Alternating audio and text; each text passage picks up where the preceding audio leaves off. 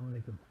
मैं ਜਦੋਂ ਦਾ ਪੰਜਾਬ ਔਰ ਪੰਜਾਬੀਅਤ ਵਾਸਤੇ ਸ਼ੁਰੂ ਕੀਤਾ ਕੰਮ ਜਾਂ ਉਸ ਤੋਂ ਪਹਿਲੇ ਵੀ ਜਦ ਦਾ ਵੀ ਲਿਖ ਰਿਹਾ, ਮੈਂ ਬਹੁਤ ਸਾਰੇ ਐਸੇ ਇਸ਼ੂਜ਼ ਦੇ ਉੱਤੇ ਗੱਲ ਕੀਤੀ ਜਿਨ੍ਹਾਂ ਦੇ ਜਾਂ ਤਾਂ ਗੱਲ ਹੋਈ ਕਦੀ ਨਹੀਂ ਸੀ, ਜੇ ਹੋਈ ਸੀ ਤੇ ਬਹੁਤ ਘੱਟ ਹੋਈ ਸੀ ਔਰ ਉਹ ਮੇਨ ਸਟ੍ਰੀਮ ਕਦੀ ਨਹੀਂ ਸੀ ਹੋਏ।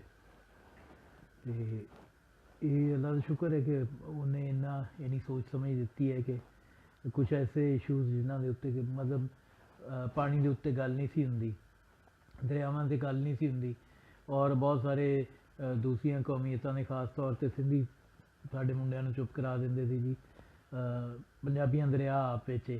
ਉਸ ਪ੍ਰੋਪੇਗੈਂਡੇ ਨੂੰ ਅਸੀਂ ख़त्म ਕਰਨ ਵਾਸਤੇ ਬੜਾ ਕੁਲੀਤੀ ਰੋਲ ਕੀਤਾ, ਬਹੁਤ ਉਹਦੇ 'ਤੇ ਸਟੱਡੀ ਕੀਤਾ, ਫਿਰ ਉਹਦੇ 'ਤੇ ਬਹੁਤ ਸਾਰੇ ਕਾਲਮ ਲਿਖੇ ਉਸ ਗਲਤਫਹਿਮੀ ਨੂੰ ਦੂਰ ਕਰਨ ਵਾਸਤੇ ਜਿਹੜੀ ਕਿ ਉਸ ਰਾਹੋਂ ਆਉਂਦੀ ਸੀ। ਔਰ ਇੱਥੇ ਪੀਪਲਸ ਪਾਰਟੀ ਪੰਜਾਬ ਵਾਲੇ ਲੋਕ ਸਾਡੇ 'ਤੇ ਇਲਜ਼ਾਮ ਧਰ ਦਿੰਦੇ ਸੀ ਕਿ ਪੰਜਾਬੀਆਂ ਦੀ ਲੀਡਰਸ਼ਿਪ ਨੇ ਆਪ ਦਰਿਆ ਵੇਚੇ ਸਨ। ਅਤੇ ਉਸ ਪ੍ਰੋਪੇਗੈਂਡੇ ਨੂੰ ਵੀ ख़त्म ਕਰਨ ਵਾਸਤੇ ਅਗਰ ਕਿਸੇ ਹੋਰ ਨੇ ਕੰਮ ਕੀਤਾ ਹੈ ਤਾਂ ਜ਼ਰਾ ਉਹ ਸਾਹਮਣੇ ਲਿਆਓ।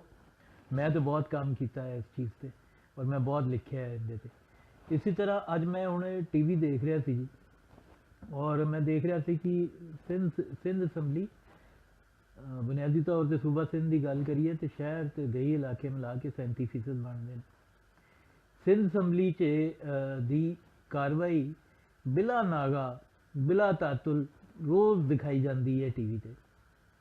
ਹਰ ਰੋਜ਼ ਉਹ ਬੜੀ ਤਫਸੀਲ ਨਾਲ ਡਿਟੇਲ ਨਾਲ ਉਹਦੀ ਪੂਰੀ ਕਾਰਵਾਈ ਲਾਈਵ ਹੋ ਰਹੀ ਹੁੰਦੀ ਹੈ ਜਾਂ ਰਿਕਾਰਡਿੰਗ ਚਲਾਈ ਜਾ ਰਹੀ ਹੁੰਦੀ ਹੈ। ਲੇਕਿਨ ਪੰਜਾਬ ਅਸੈਂਬਲੀ ਜਿਹੜੀ 62% ਦੀ ਅਸੈਂਬਲੀ ਹੈ ਉਹਦੀ ਕਾਰਵਾਈ ਕਿਉਂ ਨਹੀਂ ਦਿਖਾਈ ਜਾਂਦੀ? ਇਹ ਬੜਾ ਅਹਿਮ ਨੁਕਤਾ ਹੈ। ਸਾਡੇ ਸੱਤੂ ਪੀਥੀਆਂ ਅਕਲਾਂ ਦੇ ਵਿੱਚ ਕੋਈ ਗੱਲ ਆਉਂਦੀ ਨਹੀਂ ਹੈ, ਅਸੀਂ 10 ਮਾਰ ਜਾਂਦੇ ਹਾਂ, ਫਿਰ ਸਾਨੂੰ ਕੋਈ ਯਾਦ ਵੀ ਨਹੀਂ ਰੱਖਦਾ।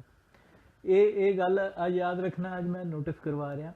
ਹੋਰ ਕਿਸੇ ਕੀਤੀ ਹੋਏ ਤਾਂ ਮੈਨੂੰ ਨਹੀਂ ਪਤਾ, ਲੇਕਿਨ ਮੈਂ ਅੱਜ ਪਹਿਲੀ ਵਾਰੀ ਕਮ ਸੇ ਕਮ ਮੈਂ ਨੋਟਿਸ ਕੀਤੀ ਹੈ ਔਰ ਮੈਂ ਸਮਝਾਂ ਕਿ ਇਹ ਗੱਲ ਅੱਜ ਤੱਕ ਉਸ ਤਰ੍ਹਾਂ ਸਾਹਮਣੇ ਨਹੀਂ ਆ ਸਕੀ।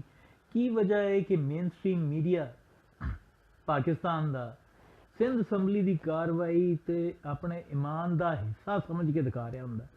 ਕਦੀ ਤੁਸੀਂ ਪੰਜਾਬ ਦੀ ਕਾਰਵਾਈ ਵੀ ਨੈਸ਼ਨਲ ਮੀਡੀਆ 'ਤੇ ਦੇਖੀ ਹੈ, ਪੰਜਾਬ ਅਸੈਂਬਲੀ ਦੀ ਵੀ ਕਦੀ ਤੁਸੀਂ ਦੇਖਿਆ ਉੱਥੇ ਵੀ ਕੋਈ ਸਪੀਕਰ ਬੋਲ ਰਿਹਾ ਜਾਂ ਕੋਈ ਸਪੀਚ ਹੋ ਰਹੀ ਹੈ ਜਾਂ CM ਬੋਲ ਰਿਹਾ ਜਾਂ ਵਕਫਾ ਸਵਾਲਾਤ ਦੇ ਦੌਰਾਨ ਕੋਈ ਕੀ ਬੋਲਿਆ ਜਾ ਰਿਹਾ? ਉਹ ਉੱਥੇ ਕੋਈ ਇਨਸਾਨ ਨਹੀਂ ਨੇ ਜਾਂ ਜਾਨਵਰ ਨੇ? ਕੋਈ 347 MP ਹੈ ਜਿਹੜੇ ਪੰਜਾਬ ਦੇ ਨੇ, ਉਹ ਬੰਦੇ ਨਹੀਂ ਨੇ, ਉਹ ਕੀ ਚੀਜ਼ ਨੇ?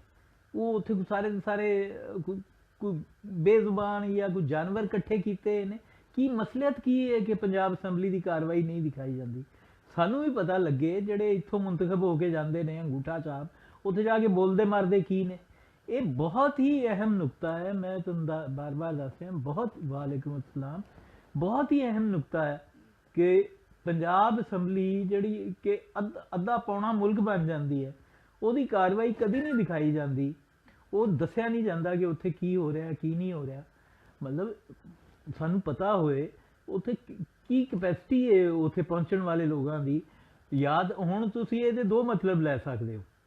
ਇੱਕ ਮਤਲਬ ਤਾਂ ਇਹ ਹੋ ਸਕਦਾ ਹੈ ਕਿ ਸਿੰਧ ਦੇ ਖਿਲਾਫ ਸਾਜ਼ਿਸ਼ ਹੈ ਔਰ ਪੰਜਾਬ ਅਸੈਂਬਲੀ ਉਹ ਹੀ ਇਸਟੈਬਲਿਸ਼ਮੈਂਟ ਦੀ ਅਸੈਂਬਲੀ ਹੈ, ਇਸ ਵਾਸਤੇ ਉਹ ਨਹੀਂ ਦਿਖਾਈ ਜਾਂਦੀ। ਸਿੰਧ ਅਸੈਂਬਲੀ 'ਚੋਂ ਇਹਨਾਂ ਨੇ ਕੀੜੇ ਕੱਢਣੇ ਹੁੰਦੇ ਨੇ, ਇਸ ਵਾਸਤੇ ਦਿਖਾਉਂਦੇ ਨੇ। ਇੱਕ ਤਾਂ ਇਹ ਮਤਲਬ ਨਿਕਲ ਸਕਦਾ ਇਹਦਾ।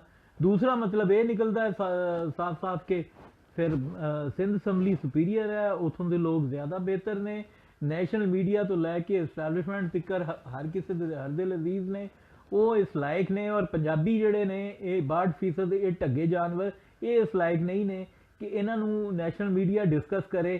ਹੱਤਾ ਕਿ ਉਹ ਬੇਗੈਰਤ ਜਿਹੜੇ ਪੰਜਾਬੀ ਚੈਨਲਸ ਦੇ ਮਾਲਕਾਨ ਨੇ ਮੀਆਂ, ਇਹ ਬੇਗੈਰਤ ਜਿਹੜੇ ਨੇ, ਇਹਨਾਂ ਨੂੰ ਵੀ ਕੋਈ ਜ਼ਰੂਰਤ ਨਹੀਂ ਹੈ ਕਿ ਇਹ ਆਪਣੇ ਘਰ ਦੀ ਗੱਲ ਵੀ ਕੋਈ ਕਰਨ ਮੀਡੀਆ 'ਤੇ ਦੱਸਣ ਕਿਸੇ ਨੂੰ ਕਿ ਜੀ ਇੱਥੇ ਵੀ ਕੀ ਹੁੰਦਾ, ਇੱਥੋਂ ਦੇ MP MNAs ਕੀ ਗੱਲਬਾਤ ਕਰਦੇ ਨੇ, ਅਸੈਂਬਲੀ 'ਚ ਕੀ ਕਾਰਵਾਈ ਹੁੰਦੀ ਹੈ।